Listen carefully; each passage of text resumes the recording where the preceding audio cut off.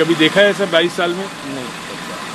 मतलब लोग रास्ते में जो नेता लोग हैं वो अपना गोदाम बन गए। हमने सारे कमरे खाली करे, आप लोग सो रात को, चाय बनाइए रात को पतीले भर भर दिल्ली में, क्या करना उनके पास पैसे इतना कुछ नहीं।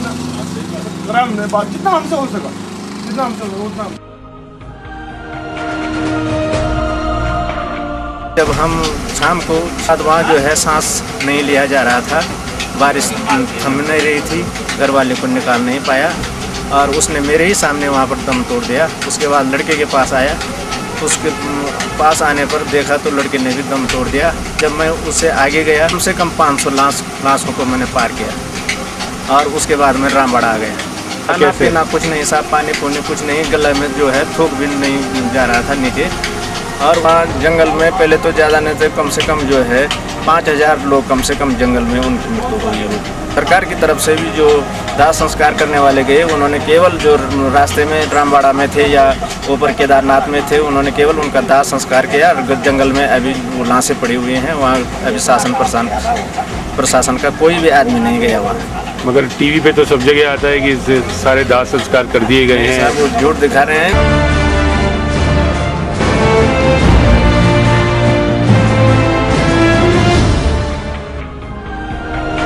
ऐसे बोल रहा है सरकार की ये 2000 रुपये महीने दे रहे हैं और तुम कमरे किराए पे ले लो। अब मालूम नहीं कहीं भी चले जाओ। 4 बच्चे हैं, छत मेरा टूटने वाला है। अभी तक शासन ने कुछ नहीं किया। एप्लीकेशन तो दे रही सर, अभी तक कोई छानबीन नहीं है। दिन का खाना नहीं मिलता, रात का चैन नहीं मिलता है। जब बारिश आ रही है तो हम भाग रहे हैं इधर उधर। छोटे छोटे बच्चे हैं, कोई मदद नहीं। कौन से भगवाना जी की बात करें, पूरा नाम बताएं? विजय भोगना। कौन है वो आपके? मुख्यमंत्री। जी। हम लोग बोलते हैं कि बोलो, कभी बीजेपी वाले आते हैं, कभी कांग्रेस वाले आते हैं, बोलते हैं हम तुम्हारे लिए ये करेंगे वो करेंगे, लेकिन हमारा काम सिर्फ वहीं तक सीमित है। हमने सरकार को वोट देनी है, बाकी हमारा काम कुछ नहीं है। 1.5-2 महीना हो गया हम लोग बिना रोजगार के बैठे हुए हैं यहाँ उसके बाद मार्केट में। आज तो 9 बजे आ गई थी, इस टाइम तो खा लिया, लेकिन शाम को बच्चों को क्या खिलाएंगे? सोचते सोचते कभी तो आदमी पागल हो जाता है। ये तो रोड तो मेरे ख्याल से 40-45 साल में भी मुश्किल बनी। ये पुल लगने तो बहुत बड़ी बात है। तो कोई लोग कहते हैं कि देवी आपदा है, कोई लोग कहते हैं कि ये है। हमारे हिसाब से तो ये है कि LNT लैंको वाले तो ये विदेशी कंपनियां यहाँ आई हैं, इन्होंने जो है कि हमारे उत्तरांचल का जो है कि बिल्कुल विनाश कर दिया। कोई नहीं आया, MLA नहीं आया, कोई नेता, कोई फेता, कोई कुछ नहीं आया इस काम। आधा उत्तराखंड तो गया, अब आधे लोग बचे हुए, तो इसमें आधे भी और चले जाएंगे तो उसमें क्या बुरा था? कुछ नहीं है। भाई बहन चले गए, माँ बाप चले गए, कहीं भी तो परिवार ही बिछड़ गए, ताला लग गया मकानों का। नहीं क्यों आया? हमारा काम है कि हमने वोट देना है। प्रधान जी को वोट दी, क्षेत्र पंचायत बन गया उसको वोट दी, जिला पंचायत बन गई उसको वोट दे दी हमने, आप प्रधानमंत्री बन गया उसको वोट दे दी। तो हम लोगों का काम सिर्फ वोट देने तक सीमित है। हम लोग चाहते हैं कोई नेता अगर हम लोगों के बीच में आता, हम उसको अपने घर का मकान दिखाएंगे, हम उसको अपना कैसे करके हम यहाँ रात गुजारते हैं। कुछ लोग कहते हैं कि आज हिंदुस्तान को आज़ाद हुए इतने साल हो गया, लेकिन हम लोग अपनी दृष्टि से ये सोचते हमारा हिंदुस्तान अभी भी आज़ाद नहीं। अभी तक सरकार की ओर से मुझे कोई पैसा नहीं मिला, जिसमें मेरा घर भी बह गया, छोटे छोटे बच्चे हैं। कोई राहत भी सरकार की तरफ से तो नहीं मिला। सेक्शन में तो बड़ी प्रॉब्लम है, ऊपर से पानी छूटा है करीब ऊपर की बिल्डिंग तो कक्षा 10 वालों की भी तो अंदर थोड़ा पानी आया तो बाहर कम पानी, अंदर ज़्यादा पानी मिला। तो जो बिल्डिंग भी है उनका रख रखाव के लिए कोई व्यवस्था भी नहीं कर पाते हैं। Maybe entering the class. Let's see the condition. हमारे समाचार पत्रों के माध्यम से, ठीक है, समाचार पत्रों के माध्यम से ये है आसान करना।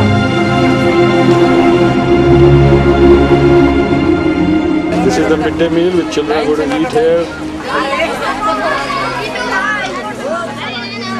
और मेरी एक मकान बह चुकी है जिसमें मैं खुद निवास करता था। मेरे साथ कागजात भी बह चुके हैं। पीछे से भूस्खलन है, आगे से नदी का कटाव है। मकान दुबई में रुका हुआ है। अब फिर भी वो मकान जो है पूर्ण क्षेत्र में नहीं लाए। क्या है, लिख के मांग लिया कि आप गांव छोड़ो, आप गांव को छोड़ो, हम जाएंगे कहाँ?